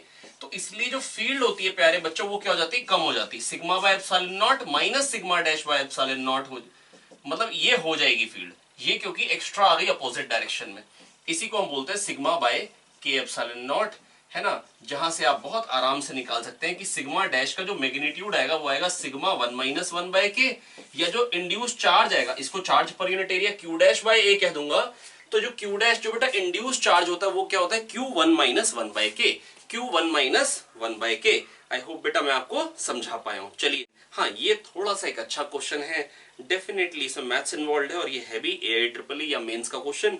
तो आइए बेटा देखते हैं इसको। ये क्वेश्चन क्या कह रहे हैं, कह रहे हैं बेटा 3 स्फीयर्स हैं A B C, उनके रेडियस है और उनपे चार्ज डेंसिटी है sigma minus sigma and sigma. आ गए हम क्वेश्चन नंबर 39 पे, ठीक है।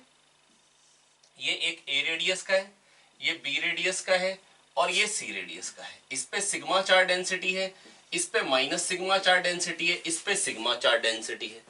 इसका रेडियस B है और इसका रेडियस C है और इसका रेडियस A है। हमसे पूछा है A B C के पोटेंशियल्स में क्या रिलेशन होगा। गिवन है C equal to A plus B, C equal to A plus B। बेटा मेरे को ये गिवन है, आइए बेटा बताते हैं कि किस तरीके से कर सकते हैं। बहुत ही सिंपल क्वेश्चन है, बिल्कुल मक्खन क्वेश्चन आपके सामने है। A का पोटेंशियल क्या होगा VA, A का पोटेंशियल क्या होगा VA, बिल्कुल सिंपल है भैया। तो बेटा A पे कितना पोटेंशियल आएगा K sigma into 4 pi A square by A, ये तो आ गया खुद के कारण, sigma into 4 pi A square charge KQ by A, और हॉलो स्फीयर के कारण जो उसकी सरफेस पे पोटेंशियल होता है वही उसके अंदर होता है, K into sigma into 4 pi B square by B, लेकिन आएगा क्या नेगेटिव। क्यों नेगेटिव बेटा, क्योंकि ये negative charge, minus KQ by B और इसके कारण plus KQ by C। K sigma into 4 pi C square by C। अगर आप देखेंगे ध्यान से 4 पाई K सिग्मा बहुत शानदार तरीके से कॉमन निकाल लिया है, आंसर क्या देगा A minus B plus C, है ना। ये आ गया VA, बाद में यूज कर लेंगे C equal to A plus B, चाहे तो आप अभी भी कर सकते हैं, है ना, एंड में कर लेंगे यूज। VB क्या निकल के आएगा प्यारे बच्चों, VB निकल के आएगा, इसके कारण इसकी सरफेस पर पोटेंशियल क्या आएगा, अब बाहर तो बेटा पॉइंट चार्ज की तरह, K sigma into 4 pi A square bye B plus K sigma into 4 pi B square by B, इसके कारण इसकी सरफेस पे तो बेटा के क्यू बाई बी नेगेटिव में, क्योंकि नेगेटिव चार्ज है, k sigma into 4 pi c square by c. तो बेटा क्या आ जाएगा 4 पाई के सिग्मा, फिर से बहुत शानदार तरीके से कॉमन निकालते हुए प्रदीप सर यहाँ पे ए स्क्वायर बाय बी, बहुत बढ़िया, माइनस बी प्लस सी, है ना। C equal to a plus b अभी यूज नहीं कर रहे हैं, एंड में कर लेंगे।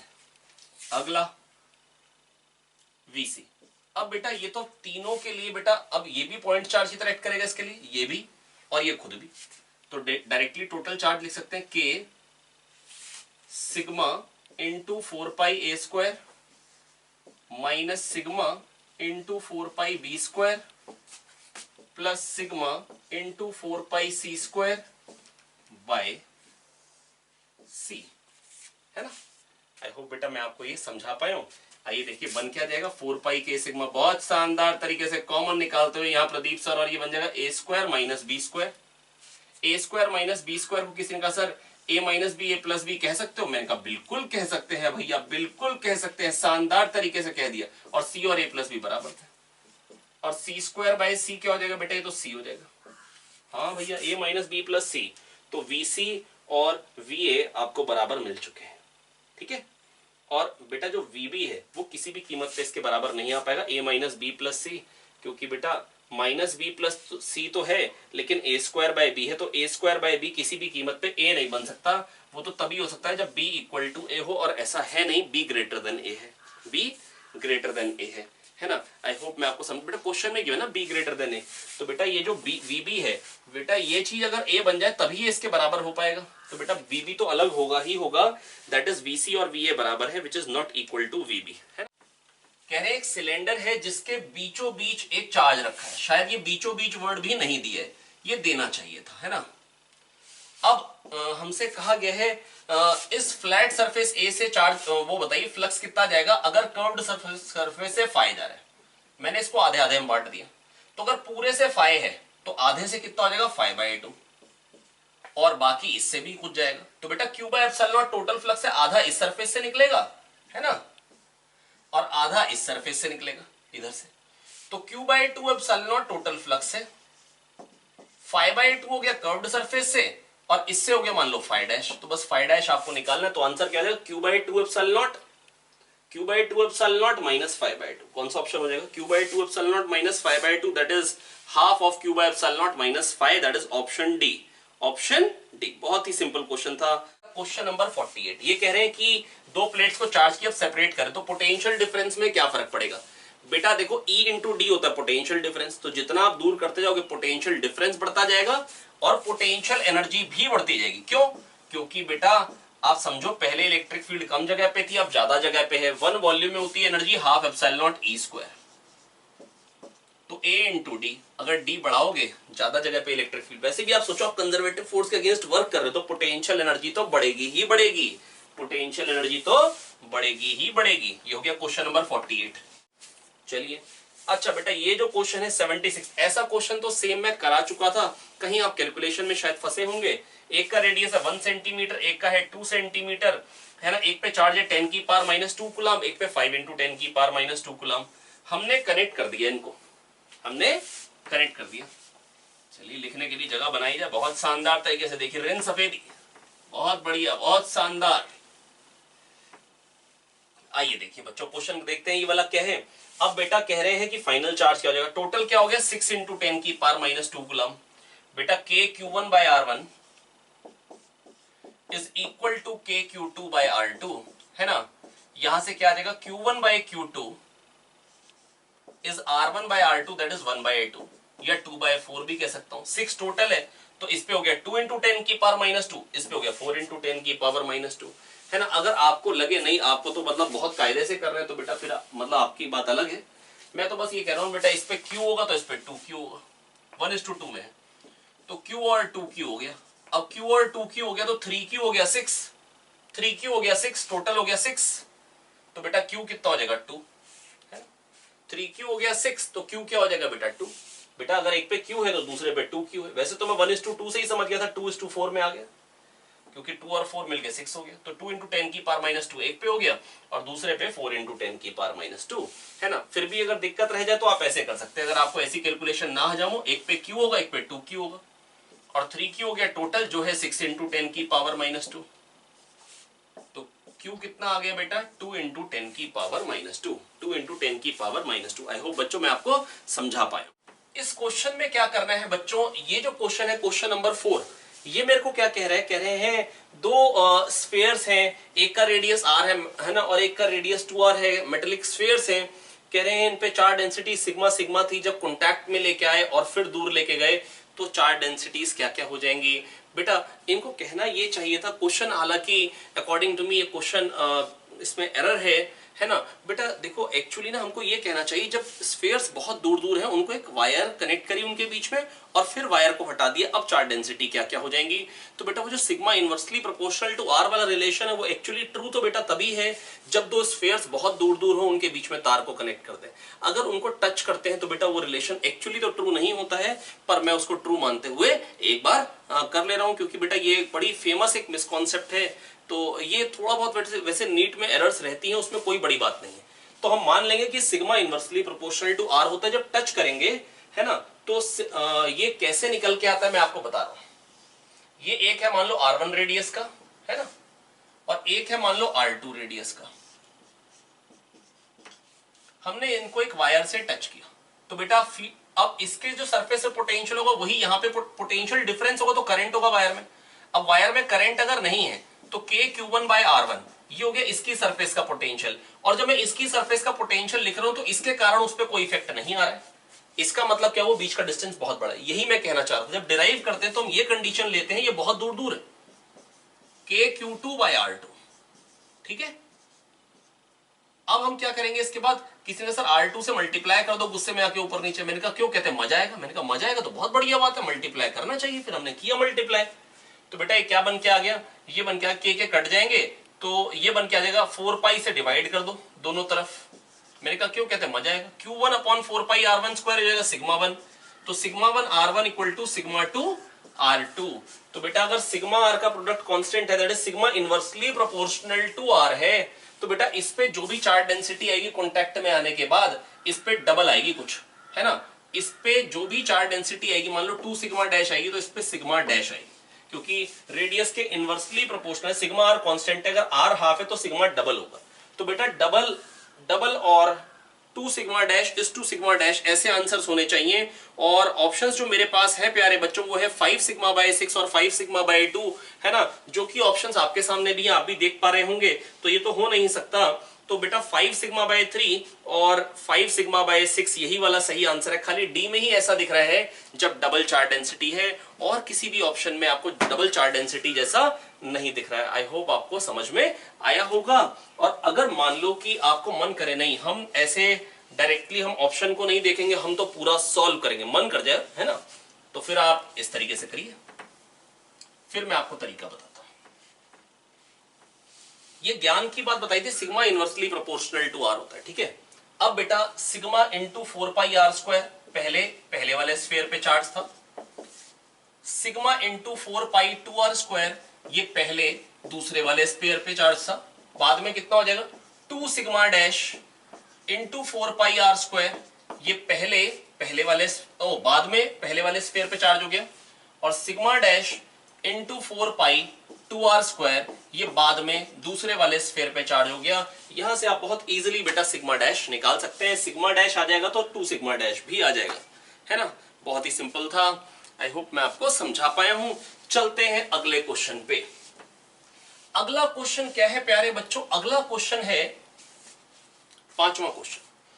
इसमें एक है ना बैक्टीरिया है, और बैक्टीरिया से पहले कैपेसिटर को चार्ज किया, फिर इस स्विच को है ना यहां से इधर को पटक दिया, ठाए ठाए ठाए ठाए ठाए, और फिर क्या होगा बेटा, अब इससे इस पे जब चार्ज फ्लो करेगा, मतलब ये कैपेसिटर जो चार्ज है ये अनचार्ज वाले को जब कनेक्ट करेंगे तो ये चार्ज हो जाएगा, और फाइनली कुछ एनर्जी जो होगी वो लॉस होगा बेटा, थर्मल एनर्जी में कन्वर्ट हो जाएगी, कुछ हीट निकल जाएगी बेटा। करंट जब भी होगा तो कुछ ना कुछ तो हीट डिसिपेट होगी, तो वो कितना परसेंट एनर्जी कह रहे हैं लॉस हो जाएगा ये बताना है, परसेंटेज ऑफ एनर्जी लॉस्ट, ठीक है। बेटा वैसे तो अगर मैं आपको याद दिलाऊं तो बेटा वो रिलेशन होता था half C1 C2 upon C1 प्लस C2 into V1 minus V2 square. अगर याद है तो बड़ी अच्छी बात है, याद नहीं है तो याद होना चाहिए। कहां से आया था, आइए आपको याद दिलाने की कोशिश करता हूं। ये C1 है ना, V1 पोटेंशियल डिफरेंस से चार्ज है ना, और मैंने C2 से इसको कनेक्ट कर दिया है ना। मान लो अभी स्विच ओपन है ना, जो V2 पोटेंशियल डिफरेंस से चार्ज है। अब जैसे ही कनेक्ट करूंगा तो बेटा होगा क्या, कुछ टाइम बाद पहले तो जो इन दोनों प्लेट पे मिला के चार्ज है, पहले C1 V1 plus C2 V2, थोड़ा सा अच्छा लिख देते हैं, इज इक्वल टू C1 प्लस C2 इंटू V। मान लो फाइनल पोटेंशियल डिफरेंस दोनों के क्रॉस V हो गया, ठीक है बच्चों, है ना। और अब क्या आएगा बेटा, loss in energy, that is thermal energy produced कैसे निकालेंगे, half C1 V1 square plus half C2 V2 square. ये पहले एनर्जी थी और बाद में कितनी हो गई, हाफ C1 प्लस C2 इंटू V स्क्वायर। यहां पे V की वैल्यू निकाल के ठाए से डालेंगे and you will get half C1 C2 upon C1 प्लस C2 into V1 minus V2 square. तो बेटा अगर दो कैपेसिटर्स चार्ज होते हैं तो बेटा half C1 C2 upon C1 प्लस C2 into V1 minus V2 square, ठीक है। तो बेटा बस मैं आपको ये समझाना चाह रहा हूं, मेरी बात सुनेंगे ध्यान से। इसका अगर पोटेंशियल मान लो 0 है तो इसका V1 है, इस वाली प्लेट का V2 है, तो इन दोनों की प्लेट्स का है ना जो पोटेंशियल डिफरेंस, कोई भी दो प्लेट्स का पोटेंशियल डिफरेंस आप ले लीजिए, है ना, किसी भी दूसरे वाले को रेफरेंस मान के, है ना। तो अगर मान लो ये नेगेटिव वाली प्लेट इधर होती तो V1 माइनस माइनस V2, तो V1 प्लस V2 बन जाता, है ना। बस बच्चों मैं आपको ये समझाना चाह रहा हूं कि ये जो एनर्जी डिसिपेट होगी, जो एनर्जी डिसिपेट होगी बेटा वो कितनी होगी, half C1 C2 upon C1 प्लस C2 into V1 minus V2 square. बेटा अगर आप याद करें, जब परफेक्टली इनइलास्टिक कोलिजन होता है, जब दो बॉडीज चिपक जाती हैं, तो वहां पर इक्वेशन क्या लिखते हैं, M1 V1 plus M2 V2 equal to M1 plus M2 into V, वही इक्वेशन। और फिर लॉस इन एनर्जी कैसे लिखते थे, half M1 V1 square plus half M2 V2 square minus half M1 plus M2 into V square, जिस constant जिस velocity से दोनों के दोनों चलेंगे। तो बेटा यहां से रिलेशन निकल के आता था। तो मैं बस आपको ये समझाना चाह रहा था, जो थर्मल एनर्जी डिसिपेटेड है इस केस में, और वहां पर जो काइनेटिक एनर्जी लॉस्ट आती थी बेटा, वो उसमें रिलेशन आता था half M1 M2 upon M1 plus M2 into V1 minus V2 square, half M1 M2 upon M1 plus M2 into V1 minus V2 square.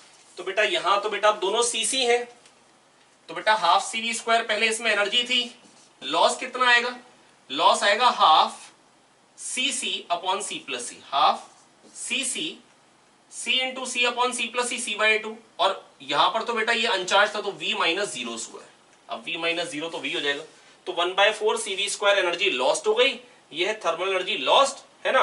और इसका ये हाफ है, तो 50% एनर्जी क्या हो जाएगी बेटा, लॉस्ट हो जाएगी, है ना, ड्यूरिंग मतलब charging of the second capacitor from the charging of the first capacitor. Half CV square थी और हो कितनी कितनी जाएगी प्यारे बच्चों, मतलब 1/4 CV स्क्वायर, क्योंकि half C1 C2 upon C1 प्लस C2। अगर आपको लगे कि मैंने डायरेक्ट लिख दिया है तो आप आराम से लिखिए, बिल्कुल आराम से, है ना, half CC upon C plus C into V minus 0 square, क्योंकि ये अनचार्ज था, है ना। आई होप बेटा मैं आपको ये समझा पाया। ये C/2 बन जाएगा, आप देख पा रहे हो, ये बन जाएगा C प्लस C, तो C है ना, C कट जाएगा तो C/2, तो C/4 V स्क्वायर, हाँ 1/4 CV स्क्वायर एनर्जी लॉस्ट हुई है, हाफ CV स्क्वायर थी, दैट इज आधी एनर्जी लॉस्ट हुई। कितनी एनर्जी लॉस्ट हुई प्यारे बच्चों, आधी, है ना। और बेटा अगर आप लोग खाली बैठे हुए हैं बेटा, कोशिश करिए साथ में नोट करते जाइए, ध्यान से सुनिए बात को, एक एक चीज को ध्यान समझिए। नीट की स्पेशल बात ही यह है कि अगर आपने बहुत ध्यान से बेटा सारे के सारे क्वेश्चंस के सॉल्यूशन सुन लिए, आए हुए क्वेश्चंस के, तो बेटा इसमें कोई डाउट नहीं है कि 140 नंबर लाना मतलब कोई बड़ी डील है, बहुत ही सिंपल है, पर आए हुए क्वेश्चंस पे आपको बिल्कुल मास्टरी होनी चाहिए, आपको अच्छे से क्लियर होनी चाहिए, ठीक है। और आप साथ में अगर नीट के साथ साथ अगर एक्स्ट्रा थोड़ा सा करना चाहें ताकि आप अपनी प्रिपरेशन को और बूस्टअप कर लें, तो पिछले साल के और इस साल के मेंस के पेपर कर लीजिए, इतना बहुत रहेगा, है ना। चलते हैं अगले क्वेश्चन पे, शानदार क्वेश्चन नंबर 7।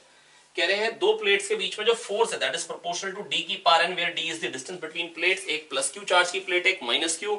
बहुत ही इंपॉर्टेंट क्वेश्चन है, कई बार पूछा जाया वाला क्वेश्चन है ना, पूछा जा चुका क्वेश्चन है। अब देखिए बेटा, पहली बात तो जो फील्ड होगी अंदर बेटा वो तो होती है q/a एप्सिलॉन नॉट, क्यों? क्योंकि सिग्मा बाई 2 एप्सिलॉन नॉट इसके कारण और सिग्मा बाई 2 एप्सिलॉन नॉट दूसरी प्लेट के कारण। तो टोटल क्या हो जाएगी प्यारे बच्चों? Sigma by epsilon not. कितनी हो जाएगी? बोलेंगे शानदार तरीके से, sigma by epsilon naught total. पर बेटा टोटल फील्ड इनटू चार्ज थोड़ी ना करेंगे। जब k q1 q2 by r square करते हैं तो बेटा हम करते क्या है? k q1 by r square इसकी फील्ड इनटू इसका चार्ज, इसकी फील्ड साथ में थोड़ी ना लेते हैं। तो बेटा ऐसा ना सोचे, टोटल फील्ड लेंगे। q अपॉन a हो गया sigma, sigma by 2 epsilon naught इसकी फील्ड इनटू इसका चार्ज करेंगे तो आएगा force. Oh that is independent of d, that is independent of d। तो बेटा पूछ रहे हैं कि d की पावर पे डिपेंड करेगा क्या? Independent of distance between the plates. बिल्कुल सही। तो 7th का आंसर हो गया ऑप्शन ए। आइए चलते हैं 8th क्वेश्चन पे। ये बहुत ही भयानक क्वेश्चन आपके सामने, क्वेश्चन नंबर 8 कह रहे टॉय कार है ना, ये तो खिलौने की बातें कर रहे हैं, बहुत ही सिंपल है भैया, आइए समझते। टॉय कार है और कह रहे हैं इलेक्ट्रिक फील्ड हमने स्विच ऑन करी है E, है ना, तो कह रहे हैं 1 सेकंड बाद इसकी वेलोसिटी हो गई 6। 1 सेकंड बाद वेलोसिटी क्या हो गई प्यारे बच्चों? 6। अब बेटा अगर 1 सेकंड बाद वेलोसिटी अगर 6 हो गई तो एवरेज वेलोसिटी कितनी हो गई बेटा? 0 से 6 हो गई, एवरेज हो गई 3। तो 1 सेकंड में जो डिस्प्लेसमेंट आएगी वो कितनी है? 3 into 1 that is 3। Average velocity into time that is 3। ठीक है। अब हमने इलेक्ट्रिक फील्ड का डायरेक्शन 1 सेकंड पर पलट दिया। अब 6 वेलोसिटी थी बेटा, जो पहले फोर्स था QE बाय m, जो पहले एक्सेलरेशन था QE बाय m, बाद में भी वही एक्सेलरेशन है, पर अब वो फोर्स अपोजिट डायरेक्शन में है। पहले 1 सेकंड में अगर 6 से वेलोसिटी बढ़ी थी, 1 सेकंड में जो वेलोसिटी में चेंज आता है that is known as acceleration. Direction पलट दिया है तो एक्सेलरेशन का डायरेक्शन भी प्यारे बच्चों पलट जाएगा। और एक्सेलरेशन का डायरेक्शन बच्चों पलटने से क्या होगा? अब वो 6 जो एक्सेलरेशन है, क्योंकि 1 सेकंड में 6 से वेलोसिटी बढ़ी थी, दैट इज एक्सेलरेशन जो था वो 6 था। अब रिटार्डेशन 6। अब 1 सेकंड बाद क्या हो जाएगी? t इक्वल टू 2 सेकंड पे क्या हो जाएगी बेटा? वेलोसिटी 0 है ना, वेलोसिटी क्या हो जाएगी? 0 हो जाएगी। और फिर t इक्वल टू 3 सेकंड पे क्या हो जाएगी बेटा? वापस से 6 हो जाएगी, क्योंकि बेटा 6 है, 1 सेकंड में घट के 0 होगी। फिर फोर्स इधर को ही लग रहा है, फिर से 6 हो जाएगी, दैट इज वापस वहीं पे आ जाएगा जहां था। अब बेटा 6 से 0 ही, फिर से उसने 3 ट्रेवल कर ली बेटा। 6 0 एवरेज 3 वेलोसिटी इनटू टाइम, फिर से 0 से 6 हुई अगले 1 सेकंड में 2 से, क्योंकि बेटा एक्सेलरेशन तो वही है, इलेक्ट्रिक फील्ड वही है, चार्ज वही है, फोर्स वही है, फोर्स बाय मास, एक्सेलरेशन वही है। और अगर एक्सेलरेशन वही है प्यारे बच्चों तो बेटा फिर से वो 3 डिस्प्लेसमेंट हो जाएगी। और 3 डिस्प्लेसमेंट अगर हो गई, और अगर 3 डिस्प्लेसमेंट हो गई तो बेटा मैं यहां पर एक बात बिल्कुल श्योरिटी से जो कह सकता हूं वो ये है कि टोटल डिस्टेंस ट्रेवल्ड 9 हो गया अपॉन टोटल टाइम, तो कितना आ जाएगा? 3 मीटर पर second. This is the average speed. और एवरेज वेलोसिटी क्या हो जाएगी बेटा? 3 इधर गया, 3 इधर गया, फिर 3 इधर है, तो डिस्प्लेसमेंट हो गई 3 अपॉन टाइम 3।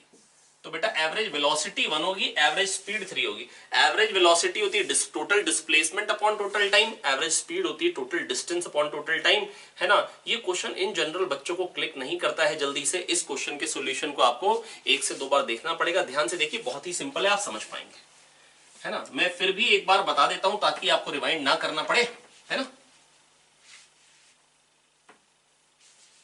देखिए बच्चों, ये कोई भी चीज है जिसकी वेलोसिटी अभी 0 थी, 1 सेकंड बाद 6 हो गई, है ना, 1 सेकंड पे 6 हो गई। और फिर कह रहे हैं हमने फोर्स को डायरेक्शन अपोजिट कर दिया, फोर्स का डायरेक्शन अपोजिट कर दिया, तो बेटा क्या हो जाएगा? अब एक्सेलरेशन 1 सेकंड में जो वेलोसिटी में इंक्रीज आता है उसी को हम बोलते हैं एक्सेलरेशन। एक्सेलरेशन 6 आ गया।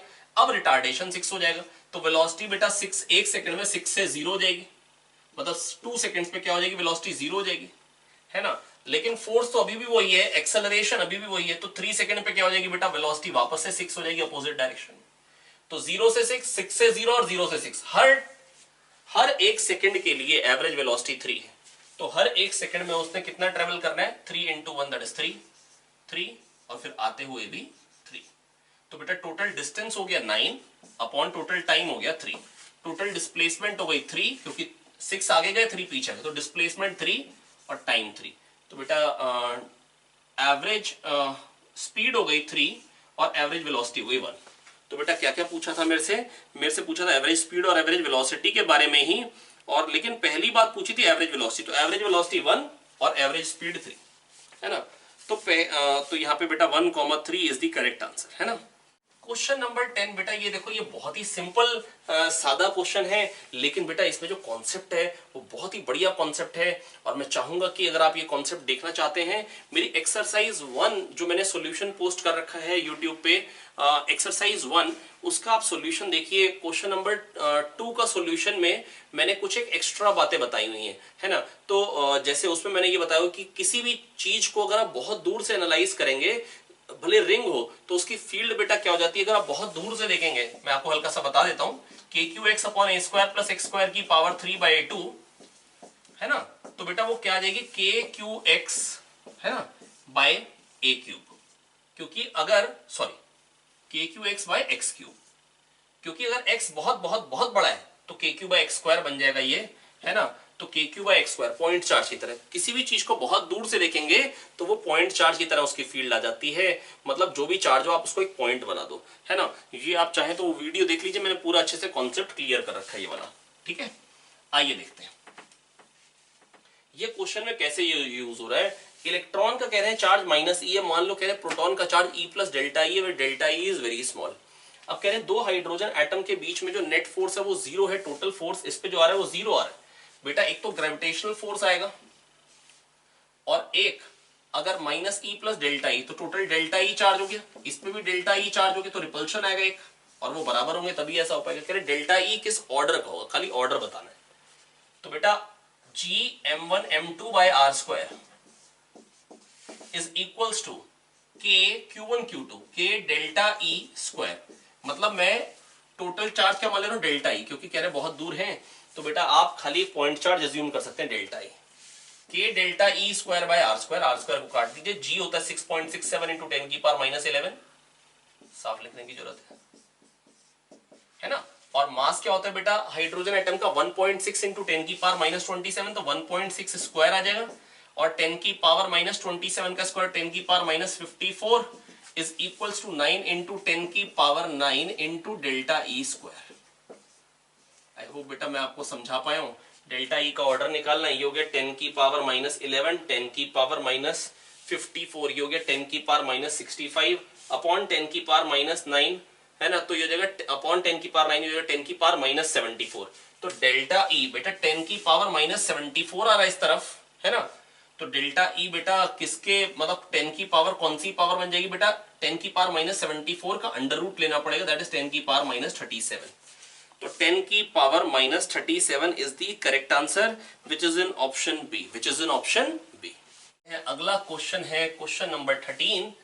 क्वेश्चन नंबर 13 मेरे को कह रखा है कि ये पैरेलल प्लेट कैपेसिटर में हमने क्या किया, 3 डाइलेक्ट्रिक डाल दिए हैं। कह रहे इसके बदले एक ही डालें तो भी वही रिजल्ट आ जाए।